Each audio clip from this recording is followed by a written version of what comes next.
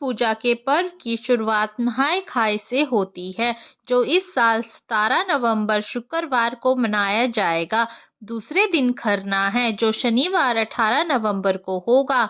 तीसरे दिन रविवार 19 नवंबर को शाम को सूर्य देव को संध्या अर्घ्य दिया जाएगा। सोमवार 20 नवंबर को चौथे दिन की सुबह उगते सूर्य को उषा अर्घ्य देने के साथ ही यह पर्व समाप्त हो जाएगा। छठ पूजा व्रत की पूजा विधि इस प्रकार से है। छठ पूजा व्रत की शुरुआत कार्तिक माह की चतुर्थी तिथि से ही हो जाती है, जिसे नहाए और खाए कहा जाता है।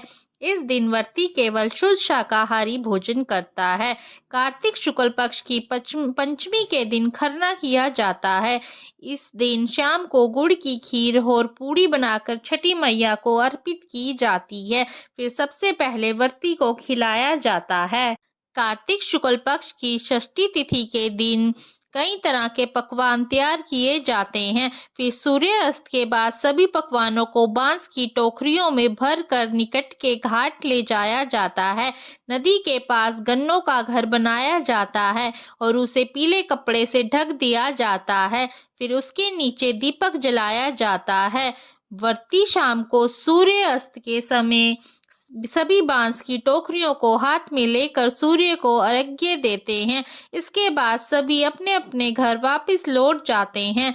रात भर सूर्य और छठी माता की पूजा अर्चना की जाती है और छठी के गीत गाए जाते हैं। कार्तिक शुक्ल की सप्तमी के दिन सुबह ब्रह्म मुहूर्त के समय सभी लोग घाट पर एकत्रित हो जाते हैं।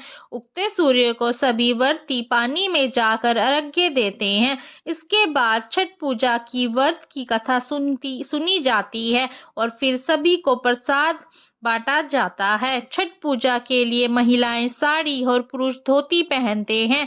छठ पूजा व्रत के दौरान व्रती को जमीन में सोना चाहिए। प्रसाद के रूप में गेहूं और गुड़ से ठेकुआ बनाया जाता है और व्रती के पास बांस का सूप होना जरूरी है। अर्घ्य देते समय व्रती के पास गन्ना होना जरूरी होता है और गन्ने से ही सूर्य देवता को अर्घ्य दिया जाता है।